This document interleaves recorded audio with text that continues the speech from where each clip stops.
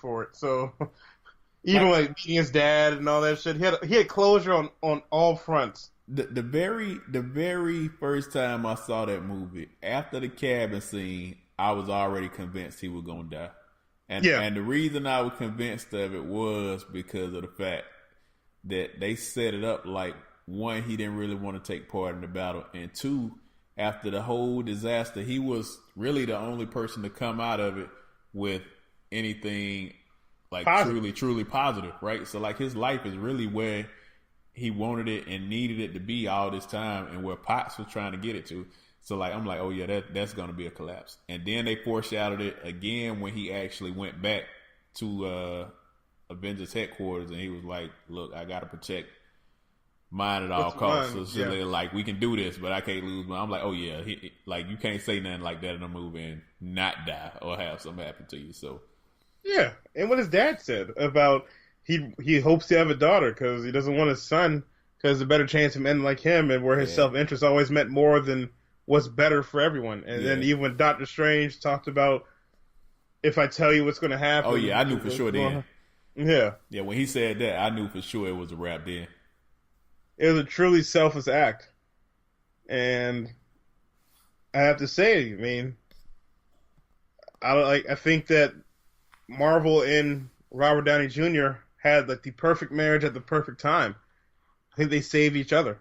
Yeah, well, without a doubt. I mean, he was fighting like drug Oh, addiction and stuff like that, like hell substance abuse yeah. before then.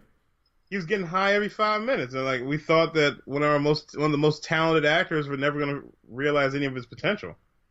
He surely brought it back though, man. He could have But he ended was the up being perfect another Tony Charlie Stark. Sheen. He was a perfect Tony Stark. They were wounded, and they used external armor to mask all the pain. Yeah, but And I yeah, think Marvel gets it right with those casting decisions. So we'll have like I have to bet on the fact that they're going to get it right with Spider-Man moving forward. They got a young guy that who they can like we can probably see another 10 years of him yeah, because that whole cast is young. yeah.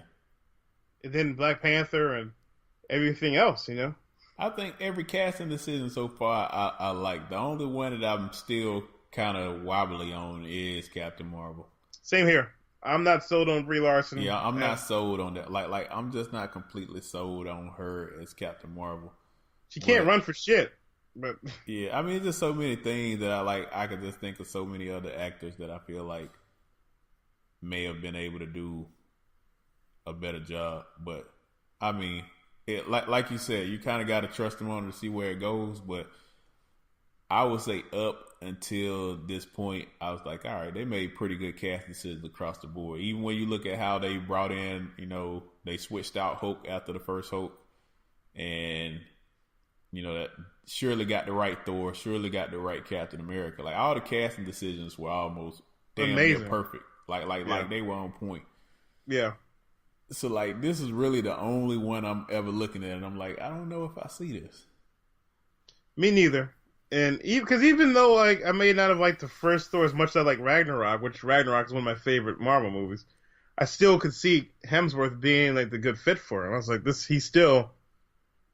Yeah, he looks like the right, he feels like the right, like you can see him being a Norse god or yeah, somebody wielding the hammer. I was like, this guy matches. They had to fine tune the character, just like Guardians of the Galaxy. At yeah. first, when I heard about it, I was like, oh, Batista and Chris Pratt and Bradley Cooper. But once you watch it, like, damn, maybe I should shut the fuck up because I'm not the one. Like, there's a reason why they get paid the big bucks for this shit. Yeah. That was kind of trippy for me too, man. Just really like every time I see Batista on the screen, just because like I remember back when he was a wrestler, I remember back when he was still a bouncer in DC. Fighting niggas too. Yeah, like he used to go to the same Gold's Gym where Trey probably go right now. And like I used to run into him in there all the time, and now this dude is in Endgame. You know what I mean? So Yeah. it's like crazy. And he lives right here in Tampa now. So like you can go around town and see him in a gym or see him out somewhere. And it's like it's just weird to see him. And like he got a lot of other movies coming out now. But like he's in a lot of Yeah. movies now. And from all accounts, it seems like a humble dude, quiet dude. No, he really is, man. But once again, man, that's a casting decision where it's like, all right, I don't necessarily see that, but I won't say that with him. I could see him for that role. It's just that my mind was still stuck on all the years growing up that I saw him as a wrestler first. Like, you used to always remember him from wrestling, and now he's actually like in big time movies. Well, and to pull off the humor, like not anybody could do that with timing. Nah. So you got to give it up to him, and I'm sure that the next phase is going to be fun now, especially now they also were able, like Disney bought up the X-Men IP, so we can even see some crossovers with that. That was the rumor that I was hoping was true. That was rumors floating that they was going to try to bring Wolverine in. Yeah, Wolverine back toward the end of Endgame, bro. That would have blew my mind. I would have never left the theater. And so yeah, it's speaking to our inner kid, you know. Yeah, I was like, man, come on, are you gonna bring back Logan, bruh? Yes. But you know what? They don't need that crossover, and here's why they don't need that crossover. Because what's gonna happen if you cross over the Dark Phoenix into the doggone Marvel universe? I mean, how did that go?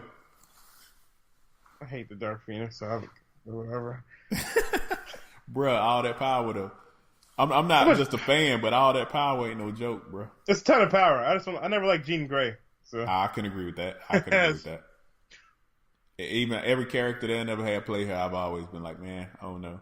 But her power has always been like beyond imagination. It's always been off the charts. Yes, every time. So we'll see.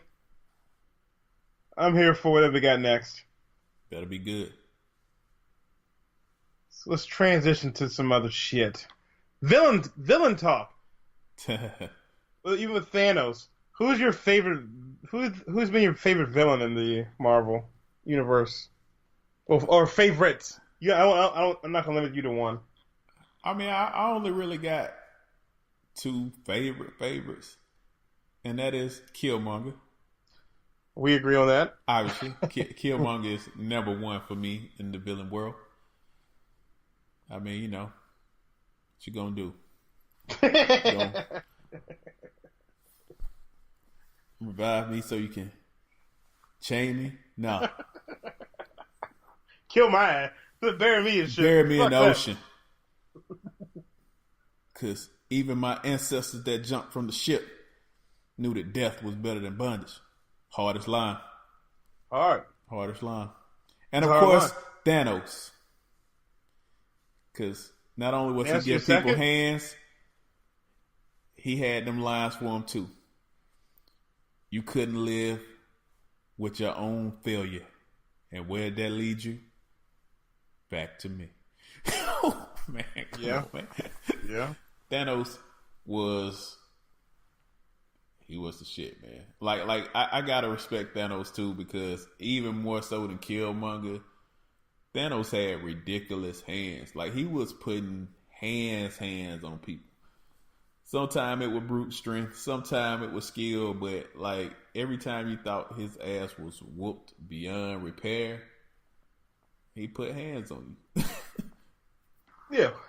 Well, he was always one of the most powerful, I guess, beings out there. For you, and he did have hands. Top villains. Who you got? Killmonger. I loved how they used Winter Soldier when he was brainwashed.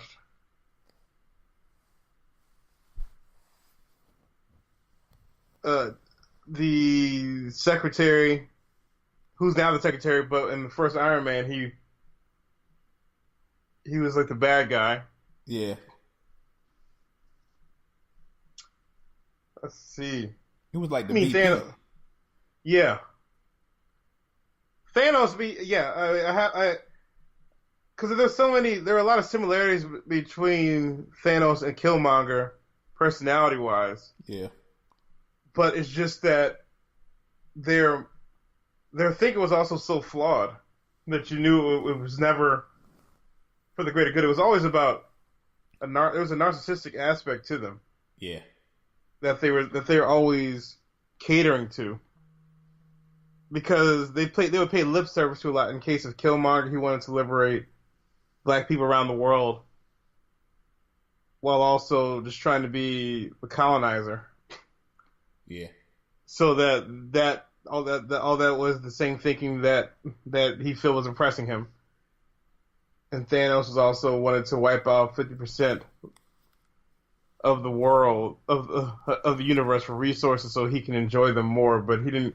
But he had no problem killing anybody. You know. And then his point was when he realized you can't just wipe out 50% of people because people are going to remember. I'm going to wipe out everybody, start over again. Everybody. Well, who are you going to start over with? How are you going to start life? Well, he was saying he was going to use the glove to basically just create things. So he had a God complex. He didn't like. Yep. He that just is wanted really to be what it was. He just wanted to be in control of things. In the end, like most definitely in Endgame, he had a serious God complex. Yeah, he didn't care about the nature being obliterated and reduced by overpopulation and overuse. It was just he just wanted to be the one calling the shots and everything. But that's what makes a villain. But what you made that makes a good villain is that there is at least to like in their mind, they're doing it for a greater good.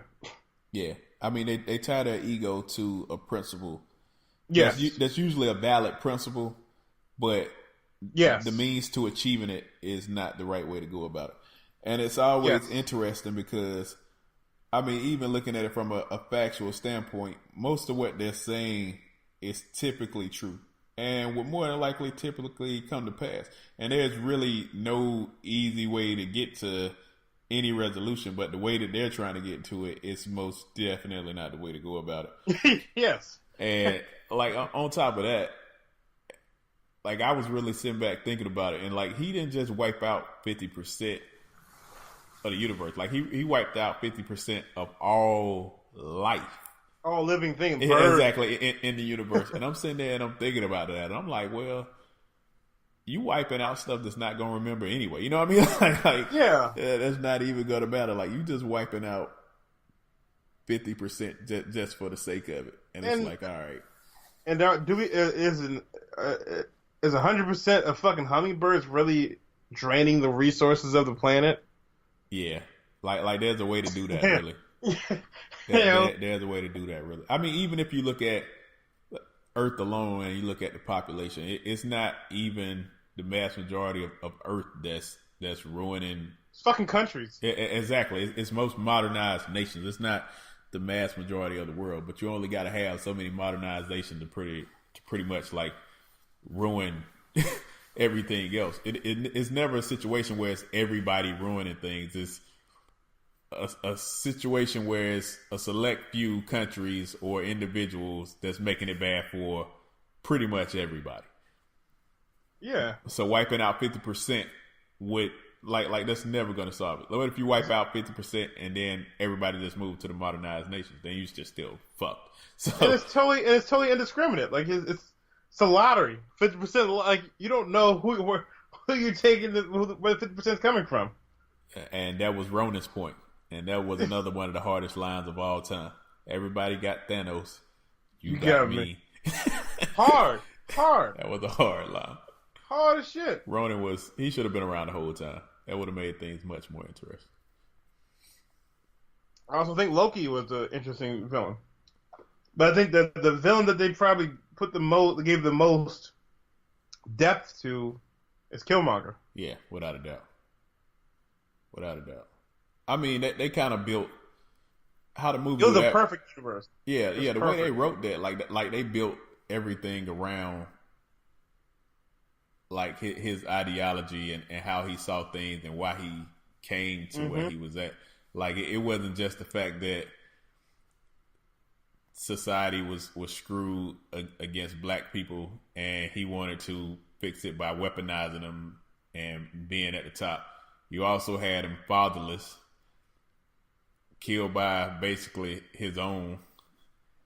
He was technically a part of a society